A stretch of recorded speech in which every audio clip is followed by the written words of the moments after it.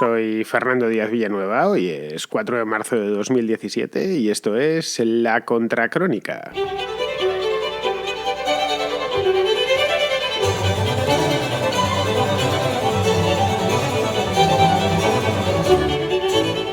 Os decía ayer que no sabía si tenía libros suficientes como para hacer una contraportada. Estaba revisando todo el WhatsApp, tenía un montón de mensajes sin leer, me he puesto al día, eso sí. Había exactamente, no os lo vais a creer, 58 mensajes sin leer para que veáis la cantidad de mensajes que me ibais enviando. También es verdad que yo soy un poco huevón y los leo solo un rato por la noche. Entonces hoy lo que hice fue ponerme por la tarde y decir, venga, voy a quitarme todo esto de encima, y he conseguido sacar un montón de libros que se habían quedado allí de la última semana y pico. Bien, tengo unos cuantos, me van a quedar todavía para la siguiente contraportada. No muchos, así que tenéis que seguir enviando, ya sabéis, al 690-827909 con el +34 delante, si el móvil no es español. Y me comentaba la semana pasada, uno de vosotros, no me acuerdo quién, que podía ampliar esto de los libros y hacer también de películas. Lo cual no me parece mala idea, ahora no mezclado. Si hablamos de libros y si hablamos de cine, hablamos de cine. No es que a mí me gustan las dos cosas, dependiendo del momento, pero me gusta tanto un buen libro como una buena película. Entonces, os propongo una idea. Yo tengo ya un nombre para lo de las películas, que se llamaría La Contracrítica. Pero como los buenos nombres en este programa los estáis sacando vosotros a fin de cuentas, pues vamos a hacer una porra y a ver quién se le ocurre el mejor nombre. Ya sabéis, no tenéis más que enviármelo y lo más probable es que me termine quedando con alguno de los vuestros si es que es mejor que La Contracrítica, que es el primero que se me ha ocurrido. Bueno, no me enrollo más y vamos a pasar directamente con los libros.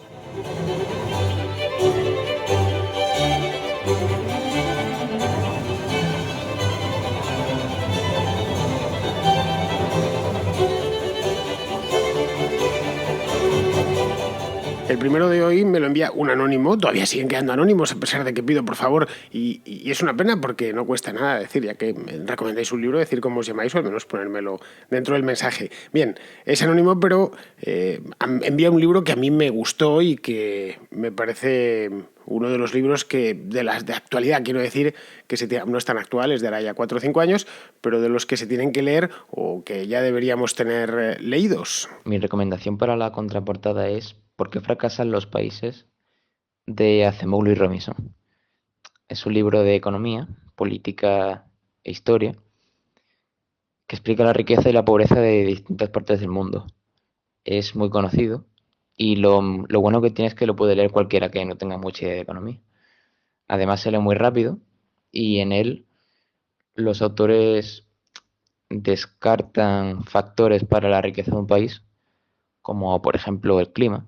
Un buen ejemplo es Canadá, que es un país súper próspero que tiene unos inviernos extremos. Y compara también países contiguos, como las dos Coreas, porque una es próspera y la otra no. Y antiguas colonias, como por ejemplo Estados Unidos y algunos países de Latinoamérica. Y finalmente llegan a la conclusión de que la riqueza de un país se debe a que tienen unas instituciones que incentivan el progreso. En fin, que es muy interesante y lo recomiendo mucho. Pues bien, como decía, es un gran libro, lo leí hace ya años, no sé si este libro creo que es de 2012, una cosa así más o menos aproximadamente. En España nos pilló cuando salió en plena crisis, de ahí que se puso muy de moda y se vendieron muchos ejemplares. Se vendieron también muchísimos ejemplares en Hispanoamérica. Allí se podía ver en un montón de librerías, algunos lo veían como propio, a pesar de que los autores, Robinson y Acemoglu, no tratan demasiado bien a los hispanos, la verdad. Uno sale, se queda un poco con la boca con sabor amargo, se ve que no lo conocen bien. Acemoglu es turco, de origen turco, y Robinson es norteamericano. Se ve que el mundo hispano no lo conocen bien, la variedad que tiene. El mundo hispano no es la frontera, no es Laredo en México, ni es la República Dominicana, solo es eso, pero además es muchas cosas más, porque es muy grande, está pobladísimo, cubre una franja latitudinal amplísima y demás. Pero bueno, al margen de eso, a mi libro me gustó mucho. Lo leí de un tirón, bueno, de una sentada, pero sí de un tirón, es decir, que no anduve compaginándolo con otras lecturas porque me enganché hasta que no lo terminé. Es un libro de economía, pero no es un libro de teoría económica. Lo digo para los que os echen ya marcha atrás, digáis, no, si es de economía, no, porque me aburre y tal. Aunque podría haberse titulado al contrario, podría haberse titulado ¿Por qué triunfan los países? Es decir, Es un libro que se puede leer en una dirección, la de por qué algunos países no consiguen superar la pobreza o no consiguen modernizarse, o al contrario, porque algunos países han conseguido modernizarse. Yo hubiera preferido el segundo título, porque la naturaleza del ser humano es la pobreza. Lo raro, lo anormal en la historia es enriquecerse, lo anormal es prosperar. Requiere una cantidad de trabajo, habilidades, incluso suerte, que es lo anormal y es decir, Occidente es un producto, no iba a decir de la casualidad, no exactamente de la casualidad, pero es un producto escaso, es una rara avis en lo que es la evolución humana y la evolución de las sociedades humanas. Bien, el subdesarrollo, siguiendo con este libro, normalmente se explica por por otras razones o por otras cuestiones. Es decir, se explica por cuestiones geográficas, ¿no? Pues que si un país no tiene recursos, claro, no tiene petróleo, no tiene materias primas, es una idea muy casi mercantilista de la economía. Bueno, por eso necesitas un país grande. Para poder un país grande, las posibilidades de que haya más minas o más recursos o mejor agricultura son mayores, ¿no? Y de ahí pues dicen, claro, es que Estados Unidos es rico porque es un país gigantesco, o que Francia lo es porque es un país gigantesco. Otro muchas veces, o directamente es que no tiene costa, los países encerrados, los landlocked, estos no se pueden, es imposible que prosperen porque no tienen acceso al mar, por lo tanto no pueden comerciar y demás. Entonces, es casi un... Mongolia es pobre, en definitiva, porque no tiene acceso al mar. Esos son los que vienen a incidir en esas causas de tipo geográfico. Otras veces son de tipo cultural. Lo de no, es que la cultura importa mucho. Hay un libro, por cierto, que se llama así, pero no está traducido al español, se llama Culture Matters, la cultura importa, es un libro que está bastante bien, una pena que no se haya traducido de hace ya un montón de años. Y dicen, bueno, si eres católico vas jodido. No, es imposible que prosperes siendo católico, no digamos ya si eres musulmán, no digamos ya si eres oriental, qué sé yo, budista. Exclusivamente para prosperar tienes que tener una cultura de tipo anglosajona o como mínimo protestante, ¿no? Es una explicación muy weberiana que, como es tan antigua, ha creado gran escuela y está muy enraizada en la cultura popular. La idea de que la riqueza y el protestantismo, o la prosperidad económica y el protestantismo, son sinónimos. Claro, el problema es que este tipo de explicaciones no se suelen sustentar. Ya digo, porque Baviera, por ejemplo, es la región más rica de Alemania, una de las más ricas de Europa, y es muy católica. Por ejemplo, ¿no? O, qué sé yo, el tema de los recursos naturales, Japón no tiene ninguno y es uno de los países más ricos del mundo. Suiza no es que no tenga recursos, es que tampoco tiene acceso al mar, ni falta que le ha hecho. Austria tampoco, por cierto. Es decir, lo que hacen aquí, Acemoglu y Robinson, es centrarse en otra causa, que vienen ellos a denominar algo así como la institucionalidad. Es decir, que fracasan los países con instituciones extractivas, así la llaman. La palabra, además, hizo mucha fortuna entre nosotros y ahora se emplea de manera intensiva, en artículos de prensa, incluso en tertulias, ¿no? Y prosperan los países que tienen instituciones inclusivas. Es una explicación válida y está bien y le argumentan bien. De hecho, el libro es gordo, muy repetitivo a ratos, pero muy típico de la literatura, la ensayística norteamericana. Es decir, que no digo que sea una delicia leerlo, no está mal escrito, pero vamos, tampoco es una maravilla. Pero vamos, por lo demás yo creo que no es suficiente, no es lo único.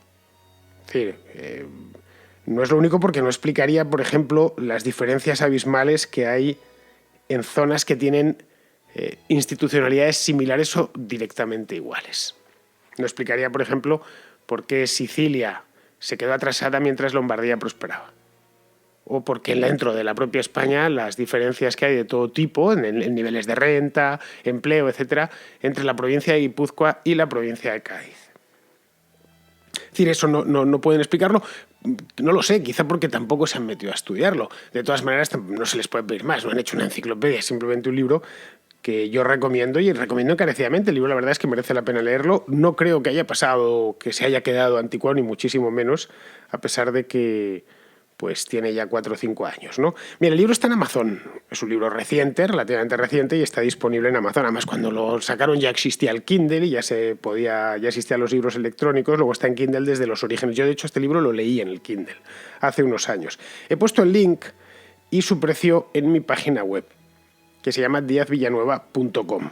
El post, la anotación que hago siempre con la contraportada, para todas las contracrónicas, todas las contrarréplicas de los domingos hago una, y voy a empezar a hacer esto porque en la caja de descripción de iVoox, que es la misma que la de iTunes, y la de YouTube, en esas cajas de descripción, las cajas de donde escribo la descripción de cada uno de los programas, no admiten hipervínculos. Entonces, os puedo poner el título del libro y del autor, pero no podéis pinchar para ir a leer la sinopsis o directamente para comprarlo. Mientras que en mi página web, obviamente porque es una página web, pues sí puedo ponerlo. Entonces, a partir de hoy voy a empezar a hacer esto. No os cuesta nada tampoco, es gratis. Visitar diazvillanueva.com, no hay que estar suscrito ni nada por el estilo. Así además la voy llevando un poco de tráfico hacia la página, hacia mi web, ahora que la tengo prácticamente lista. Todavía le faltan algunos retoques, pero llevo un par de meses con ella, trabajándomela ahí, pico y pala, y me está quedando una página web muy bonita. Bueno, seguimos. Adrián, que es de Hospitalet y que es un habitual, hiperhabitual de la contracrónica y por lo tanto de la contraportada, y que ya me ha informado que no tiene 20 años, como dije yo el otro día, sino que tiene 18, lo cual es más admirable, nos recomienda una auténtica joya. No puedo más que decir que esa sí que es una joya. Así que, bueno, mejor casi que con sus inocentes y maravillosos 18 años, esta joya nos la presente él. El camino de servidumbre, de Friedrich Hayek, es un libro muy conocido dentro de la literatura liberal de la escuela austríaca. Y, bueno, como resumen así chiquitito para los que no lo hayan leído, yo diría que es un libro que habla sobre socialismo y el totalitarismo, y los pone a los dos juntos porque dicen que son expresiones del colectivismo. Porque, claro, no son incompatibles estos sistemas con la libertad humana. Y una cosa que también recomiendo, porque a mí me llamó mucho la atención, claro, yo soy aún un poco joven para entender todas estas cosas, pero bueno, uno se esfuerza, es sobre la economía planificada y, bueno, la visión que le da sobre que el Parlamento, o sea, los representantes del pueblo, no pueden llevar a cabo la planificación, esta socialista tan famosa, y que al final, pues, esta planificación acaba en manos de los técnicos o economistas. Que, bueno, que estas personas, estos técnicos economistas, no son capaces de obtener la información para dar un buen servicio y todas estas cosas. Bueno, a mí este tema me chocó mucho porque me recuerda mucho a lo que hace hoy en día la socialdemocracia. En algunas cosas puedes ver similitudes con esto, sobre todo de la economía planificada, con un 50% de PIB público, bueno, todas estas historias que ya estamos acostumbradas a denunciar. Este libro de Hayek, de Friedrich August von Hayek, hay que leerlo. Y hay que leerlo, aunque solo sea porque es uno de los títulos fundamentales de la ciencia política en el siglo XX. No es un libro complicado, ni muchísimo menos, ni siquiera es grueso, es un libro, no voy a decir finito, pero que es un libro perfectamente asumible y abordable en 2 o 3 días sin demasiados problemas. Tampoco está mal escrito, es decir, se puede disfrutar. No es la prosa de un novelista, pero se puede disfrutar bien. Hayek le puso voluntad para hacer del libro algo asequible al lector medio, es decir, al lector sin conocimientos de economía, sin conocimientos de derecho, es decir, al lector medianamente ilustrado. Y aunque sea solo por eso, hay que leerlo. El libro fue escrito durante la Segunda Guerra Mundial. Este libro está escrito, creo que en plena Guerra Mundial, año 40, 41, una cosa así, cuando él vivía en Londres.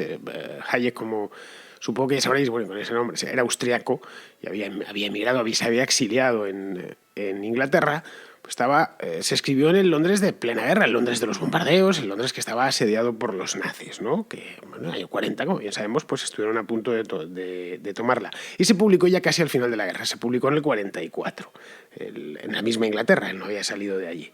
Tuvo tanto éxito, es curioso, esto es una anécdota sobre Camino de servidumbre, que al principio era difícil conseguir papel por la escasez de papel que había en la propia Inglaterra, por las escaseces de la guerra. En el año 1944 la guerra todavía no había terminado. De hecho, Hitler estaba ya planificando y mandándoles las famosas armas maravillosas, las Wunder, estas los primeros cohetes, en una palabra, los V2, los V1, que las tiraba directamente sobre Londres, ¿no?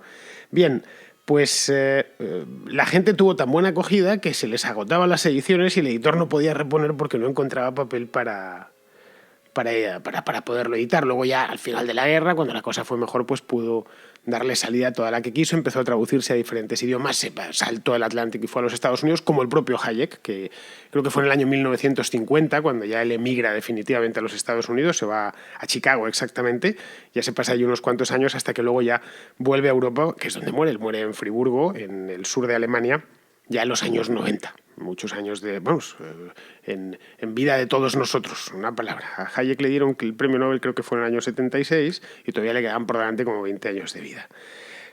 Respecto al libro, respecto a Camino de Servidumbre, que ya digo que es un libro que hay que leer, Hayek venía observando ya en los años 30, venía observando con preocupación, una preocupación, por cierto, que ha llegado hasta aquí. Esto es una idea que la tenemos todavía presente entre nosotros, ¿no? Él venía observando con mucha preocupación que la gente tendía a pensar, a base de la propaganda por parte de los socialistas, especialmente de la órbita soviética, que el fascismo, que era omnipresente en la Europa de los años 30, pues que el fascismo no era más que la respuesta capitalista al socialismo. Era como un capitalismo deformado, capitalismo convertido en un monstruo. Pero capitalismo a fin de cuentas.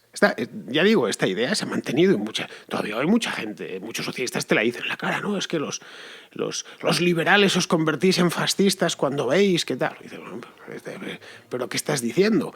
En absoluto, si el fascismo, a poco que lo estudiemos por dentro, esencialmente es una filosofía socialista en todos los aspectos, tanto políticos como económicos, como diría casi que de propia concepción, de su propio planteamiento. El fundador del fascismo es un antiguo militante socialista, Benito Mussolini, había sido el director del diario Avanti, que era el órgano de expresión del Partido Socialista Italiano. Pero bueno, lo que hace aquí Hayek es rebatir esta idea, y rebatirla con gran solvencia. Para mí, de hecho, fue uno de los libros formativos, un libro que leí con 20 o 21 años, es decir, hace ya muchísimo tiempo, y que de vez en cuando todavía revisito, no el libro entero, pero que me leo un texto o alguna cosilla porque me gusta. Hayek condensa en Camino de Servidumbre, condensa la teoría austríaca, básicamente, o lo principal, digamos, en muy pocas páginas, y va desgranando sus razones para demostrar que fascismo y socialismo son en cuestiones esenciales son la misma cosa. Es decir, que ambos centralizan y planifican la economía y lo hacen para promover el llamado bien común. Esa idea es muy persistente en Camino de Servidumbre. Bueno, no os voy a contar más, porque aparte de que se me va el tiempo, no quiero que lo leáis, no quiero contároslo yo. Es un libro que está muy bien, es decir, que tenéis que leerlo, si es que no lo habéis hecho ya. El caso de Adrián, pues ahí lo tenéis, con 18 años, que es la edad a la que hay que empezar con estas cosas. Pero bueno, si habéis cumplido a los 30 o lo habéis leído, siempre estáis a tiempo, ¿no? Bien, está en Kindle, por supuesto, y en los dos sabores, podéis comprarlo también en papel. Pero vais a tener que ir al link que he puesto en diazvillanueva.com, donde está su dirección y el precio y todo puesto. Muy bien, seguimos. Gonzalo, que es español, pero vive en Rotterdam, que es una ciudad de Holanda, para el que no lo sepa, que puede ser alguno que no sepa que Rotterdam está en Holanda, pues nos recomienda un libro de gestión empresarial. Un libro de gestión empresarial que el título seguro que lo conocéis, entre otras cosas porque ha vendido millones de ejemplares. Se trata del Principio de Peter. Es un libro ya con bastante tiempo, ¿no? La verdad es que no sé cuándo se editó. Yo lo leí en los años finales de los 70, años 80, y expone un principio muy sencillo de entender, que es que cualquiera que se sumerja en una jerarquía experimenta un empuje hacia arriba inversamente proporcional a su capacidad. Es decir, tú eres más capaz, subes hasta el momento en que ya eres incapaz de progresar, y ahí es donde te quedas. De forma que las jerarquías se anquilosan con gente incapaz que ha llegado a su nivel de incompetencia. Un principio de los que expone este libro que más me ha servido a la vida es el de uno que define como incompetencia creativa. Que es decir, cuando tú ves que vas a dar ese paso en el que ya no eres capaz de rendir en el siguiente nivel, hacer que los demás vean en ti a alguien como, sí, lo hace muy bien, pero yo creo que para esto ya no valdría, porque de vez en cuando se le va la olla o lo que sea, o cualquier cosa que no sea grave, pero que haga a los demás replantearse que otro sea más de fiar que tú. Y así te quedas tú en un puesto en el que sabes que puedes trabajar, rendir, estar satisfecho con lo que haces, y al mismo tiempo no llegar a un punto en el que ya los demás digan, este ha llegado a donde ya no debería haber estado. Bueno, no quiero decir mucho más sobre el libro, que la gente lo lea si le apetece. El libro este del Principio de Peter, yo no lo he leído, pero sí conocía la tesis principal, ¿no? Esta de que cada uno asciende hasta su máximo nivel de incompetencia. Y no solo es que la haya escuchado de varias personas a lo largo de mi vida profesional, si es que también la he experimentado, lo he visto con mis propios ojos, cómo efectivamente he visto cómo se ascendía en muchos sitios o cómo ascendían, cómo llegabas a decir, este tipo no vale para eso, valía para otra cosa y lo hacía muy bien, pero le han colocado, lo han metido en ese despacho y lo han arruinado. Son observaciones que he podido hacer yo y que provienen de esto. Es decir, fijaos si la idea está del Principio de Peter, es que el autor se llama Peter, Lawrence J. Peter, ha llegado lejos y la conocemos todos, aunque no hayamos leído el libro, conocemos al menos la tesis principal, ¿no? He ido a mirar porque comentaba Gonzalo que era muy antiguo, que llevaba mucho tiempo publicado, y he ido a mirar exactamente cuándo se publicó, yo quería saberlo, ya me picaba la curiosidad. Y efectivamente salió al mercado en 1969, El Principio de Peter. Es decir, 50 años o casi 50 años, que un libro se siga publicando, que siga estando disponible en librerías, en papel, en cualquier, por supuesto en ebook también lo tenéis. Caray, 50 años después, no es ninguna tontería, ¿eh? Ya me gustaría a mí ser un autor que tuviese medio siglo y que la gente todavía me siguiese leyendo, ¿no? Pero bueno, el autor, ya sabéis, es Lawrence J. Peter, y yo os agradezco que me enviéis este tipo de libros, porque yo nunca he sido mucho de leer títulos de este género, de gestión empresarial y de temática empresarial. No por nada, simplemente porque hay temas que me gustan más, básicamente. Me gustan más, pues, no sé, temas como la historia, que es de lo que nos quiere hablar nuestro siguiente invitado, que se llama Manuel y es de Sevilla.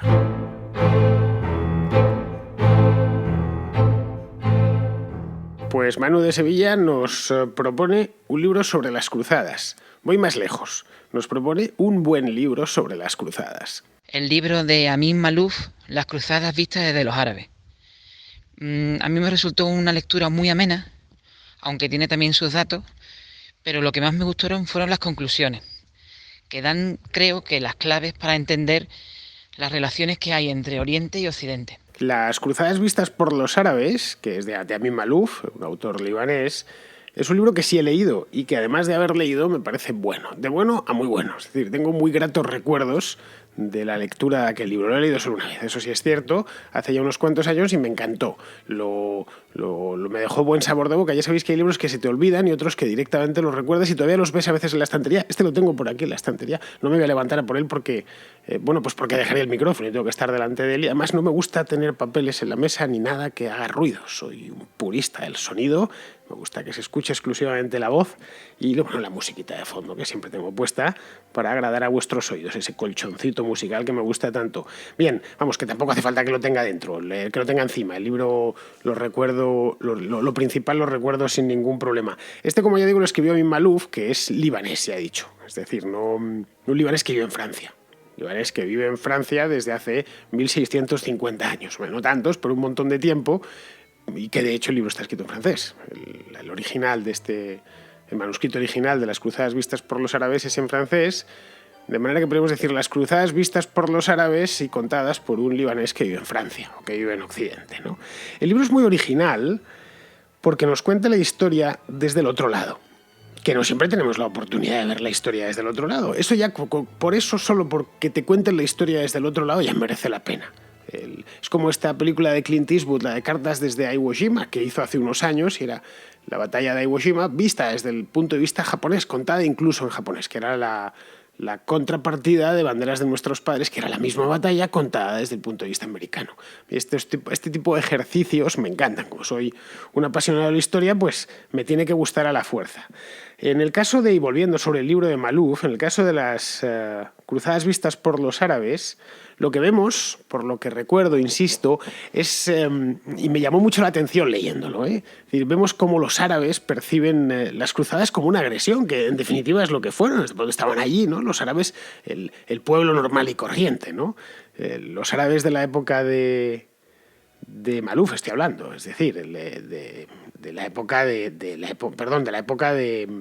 de las cruzadas, no los árabes actuales, que también lo perciben como una agresión. Es decir, Malouf lo que hace es dotarse de documentación de la época, de fuentes contemporáneas a las cruzadas. Pues ¿cómo lo percibe esta gente, ¿no? El impacto que causa en la población, la llegada de los cristianos, porque la Tierra Santa había sido cristiana antes, evidentemente, hasta la conquista musulmana de unos pocos siglos antes, pero no de esos cristianos, no de esos cristianos llegados de Francia o llegados de Alemania o llegados de Italia. Esos no los habían visto en su vida, ni conocían su idioma, ni siquiera físicamente. Les eran gente extraña, ¿no? Unos tipos que desconocen los idiomas locales, que van armados con armaduras pesadísimas y se ponen a combatir en pleno desierto de Siria, que además están imbuidos de una pasión religiosa que les sorprende, ¿no? Y dicen, bueno, estos tipos ¿a dónde van, no? Que dicen además que esto es suyo, pero si por aquí no los hemos visto nunca. Bueno, pues esto todo lo cuenta muy bien y lo aporta textos, lo cual lo hace más atractivo todavía. Malouf también saca conclusiones, que eso es una parte buena del libro. No solo se limita a contarlo, lo cual ya estaría bien, pero además saca conclusiones. Como que, por ejemplo, y esta creo que es su aporte fundamental de este libro, porque se ha debatido y se ha discutido sobre él mucho a lo largo de los siguientes años después de la publicación de las cruzadas vistas por los árabes. Por ejemplo, aquí Malouf culpa a las cruzadas del atraso del mundo árabe con respecto al mundo occidental. Y él más o menos lo argumenta. Es decir, viene a decir algo así como que ese es el momento, el punto de inflexión, cuando el Islam se repliega sobre sí mismo. Mientras que el cristianismo hace todo lo contrario, justo en ese momento. ¿Sí? En torno al los siglos XII-XIII, el Islam empieza la decadencia, que había sido muy dinámico en los siglos anteriores, y el cristianismo empieza el ascenso. Esa es la tesis que la elabora y, ya digo, aporta sus razones, que la mayor parte de ellas son buenas, por lo que recuerdo. Es decir, que nos viene a contar algo así como que los musulmanes ganaron aquella batalla, porque las cruzadas las ganan los musulmanes de Oriente Medio, pero que a la larga pierden la guerra. Es decir, que unos siglos más tarde se encuentran allí a los nietos de aquellos mismos francos que habían llegado, o de aquellos mismos ingleses que habían llegado colonizándoles, ya en el siglo XIX. Otros se encuentran que están en la misma Tierra Santa, que está eso lleno de ingleses y de franceses.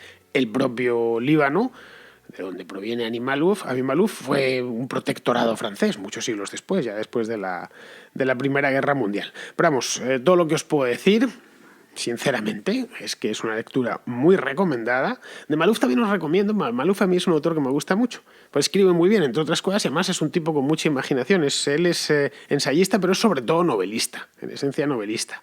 Os recomiendo León el Africano, novela magnífica, es una novela histórica de viajes, lo tiene todo. Si a mí me gustan los libros de viajes y me gustan las novelas históricas, pues claro, esta de León el Africano lleva un montón de años publicada y es un libro que está muy bien. Luego hay otra, posterior a León el Africano, que se llama Las escalas de Levante, que leí hace, pues hará 20 años tranquilamente, y me encantó, todavía la recuerdo con cierto regusto, recuerdo que la leí un verano.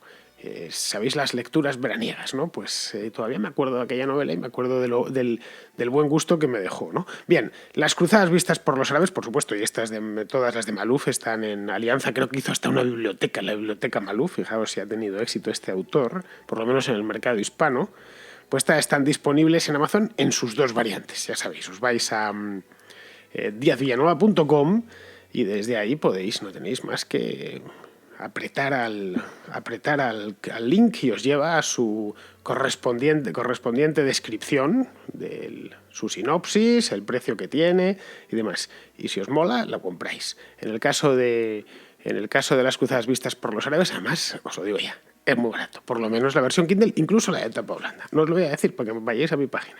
Bueno, continuamos. Desde Irlanda, que veis que la Contracrónica ya tiene oyentes en los lugares más remotos, incluido Irlanda. Bueno, que Irlanda no es tan remoto, si lo miro desde Madrid, está unos cuantos grados por encima nuestro. Si hay una isla que está por encima de la península ibérica, esa isla es Irlanda. Pues muy bien, que vive en un pueblito de Irlanda que se llama Dundalk, que no sé por dónde andará, él me cuenta que está en la zona fronteriza entre las dos Irlandas. Pues ahí está Miguel y me deja una notita de voz para recomendarme una novela. Me gustaría recomendar uno que he leído recientemente, se titula El gigante enterrado y es de Kazuo Ishiguro. Es una novela ambientada en una Inglaterra mítica, poco después de la muerte del rey Arturo, y en el cual se presenta un conflicto que no se acaba de explicar muy bien hasta el final, pues toda la novela resulta bastante misteriosa, como es habitual en el autor, y que presenta, a mi juicio, una pregunta muy interesante, que es qué es mejor en las relaciones personales y en las grandes relaciones políticas y sociales, el recuerdo o el olvido. Está maravillosamente escrito y creo que es muy recomendable. Pues muchas gracias, Miguel, porque no ya es que no haya leído esta novela, que no la he leído, sino que simplemente no sabía ni de su existencia. Me refiero a esta del gigante enterrado, de un autor llamado Kazuo Ishiguro. Kazuo Ishiguro, con ese nombre pensáis, pues es japonés. Pues sí, es japonés, pero vive en Gran Bretaña y vive en Gran Bretaña desde la niñez. Por lo tanto, podemos considerarle a todos los efectos un autor británico. Y por lo tanto, esta del gigante enterrado pues es una novela histórica que tiene, o novela de ambientación histórica y ambientada en Gran Bretaña. Bien, he echado un vistazo en Amazon y la verdad es que tiene muy buena pinta, todo hay que decirlo. Parece una novela histórica con historia de amor. Y mira, ¿para qué engañarnos? A todos nos gustan las historias de amor. Que para algo somos seres humanos. Y las historias de amor no hay nada. Yo no conozco a nadie. A algunos les gustan más y a otros les gustan menos, pero a todos nos encantan las historias de amor. De hecho, las máquinas podrán sustituirnos para otros menesteres. Yo creo que al final para casi todo nos podrán sustituir, pero lo que jamás podrán hacer es enamorarse ni contar un chiste. Eso nunca, no habrá manera. Son cosas tan típicamente humanas y creo que tan complejas a nivel neurológico que creo que es imposible que una máquina llegue un día a hacernos reír, a que se le ocurra un chiste. La complejidad que implica un chiste, no digamos ya el enamoramiento, las razones por las que nos enamoramos de una persona, ¿no? Bien, el hecho es que las dos cosas más importantes de la vida, si os fijáis, y con esto ya termino la reflexión que he empezado con el gigante enterrado, las dos cosas más importantes de la vida son esas mismas, las que nunca podrán ser sustituidas, ¿no? El amor y el humor. Muy bien, el gigante enterrado está en anagrama, la tengo delante, lo he ido a buscar en Amazon y está aquí, pero lo tiene en las dos versiones. La versión Kindle, eso sí, un poquillo más cara. Al parecer, por lo que he visto, me he leído la sinopsis del libro y tiene muy buen aspecto. Así que no elimino que me lo termine comprando. ¿Para qué voy a engañar? Lo que pasa es que no tengo mucho tiempo para leer, pero vamos, casi me voy a acercar por la casa del libro a echarle un vistazo general. Pero vamos, con esto ya termino. Vamos no con este, voy a meter un librito más. Vamos a terminar con una recomendación bibliográfica que nos llega desde México. Nos llega de parte de Óscar Mota, que es un clásico de la Contra. Entra muchísimos domingos en la Contrarréplica y pues hoy, este sábado, ha decidido recomendarnos un libro. Don Fernando, para la contraportada, yo les recomendaría, y creo que no han hecho hasta ahorita, la lectura de François Lyotard, La condición posmoderna y la posmodernidad explicada a los niños. Yo creo que eso nos ayuda a entender, así como que a grandes rasgos, de dónde proviene, porque es donde proviene efectivamente todo el movimiento de progres que hay en estos tiempos, ¿no? Y todo ese feminismo y todas esas cosas. Pues bien, Óscar, no lo he leído. No he leído el libro este de la condición posmoderna de Lyotard, pero es que no he leído ningún libro de Lyotard. Si conozco a Lyotard es por referencias. Tenía un compañero en la universidad que estaba emocionadísimo con Lyotard. Andaba siempre con algún libro suyo de Lyotard. Te voy a decir, era un poco raro, por lo que recuerdo. Era un buen conversador, eso sí, pero un poco raro. Estudiaba filosofía, obviamente, y le gustaba. A mí Jean-François prefiero a Rebel que a Lyotard, que se llamaban los dos de la misma manera. A mí, si te soy sincero, Óscar, los Lyotard, los Derrida, los Deleuze y todos estos, es que simplemente no los entiendo. No, me produce un sufrimiento tremendo leerlos. Es que no entiendo. A la vuelta de 3 páginas estoy sufriendo. Me está generando sufrimiento psíquico este tipo de literatura filosófica. no conozco su terminología, no puedo seguir un hilo argumental razonable, me parece en muchos casos... No te estoy hablando con ninguno en concreto, porque no he leído ninguno, pero sí que me he atrevido alguna vez a meterme con algún librito o algún texto de estos. Me parece que, y perdona, una paja mental muchas veces. Digo, ¿pero esto qué es? ¿Y qué está contando? Y dando sus categorías por buenas, no sé. Quizá para los muy, muy aficionados a la filosofía, pues esté bien, ¿no? Pero yo prefiero otros géneros, así, pero bueno, y lo dejo. Oye, quien le guste esto, que entiendo que hay gente para todo y precisamente la variedad está al gusto, ¿no? El libro este de Lyotard, que se llama La condición posmoderna, está, por supuesto, ya sabéis, lo que no está en Amazon directamente es que no existe. La condición posmoderna está en Amazon y está, eso sí, mira, solo está en tapa blanda, no está para Kindle. Así que, pero bueno, esto, al que le guste estas cosas, yo creo que se tiene que sacrificar y leerlo en papel, qué menos, ¿no? Y la otra, la de los niños, esta no la he visto. La de esto explicado a los niños y tal no la he visto, pero hay muchos más. ¿Por qué filosofar? La condición posmoderna, lo inhumano, el entusiasmo, crítica kantiana de la historia, bueno, y luego un montón de estructuralismo, no, pero estas son varios, estructuralismo y antropología, la Virgen Santa, de verdad, no puedo con ello, me supera. Bueno, pues es lo que hay. Dejo el link a La condición posmoderna, editado por lo que estoy viendo aquí, un segundito. Está editado por Cátedra, obviamente, una editorial típicamente universitaria. Muy bien, pues queridos amigos, aquí vamos a terminar la contraportada de hoy, que no quería que me saliese tan larga como otros días, que luego se escucha menos si es muy larga, y simplemente recordaros el teléfono, o el WhatsApp mejor dicho, que es el 690-82-7909. Y recordaros también que vayáis dándole a hacer un pequeño brainstorming sobre el tema de la contracrítica. Ya sabéis, lo mismo pero de películas, así podemos alternarla con la de los libros, ¿no? De películas soy perito, de películas he visto muchísimas porque he vagueado un montón a lo largo de mi vida y la mejor manera de vaguear es ver pelis. Entonces, además... Madrid es una ciudad muy cinematográfica, está llena de cines por todos los lados, que si la Filmoteca es un lugar donde al vago peliculero es el lugar ideal para el vago peliculero, todo hay que decirlo. Y además, en tiempos hasta a buen precio, ahora ya parece ser que el cine es un poco más caro, pero vamos, la Filmoteca sigue siendo barata. Muy bien, pues queridos amigos, con esto terminamos la contraportada de hoy, que es lo mismo que decir la contracrónica de hoy. Así que nada, hasta mañana.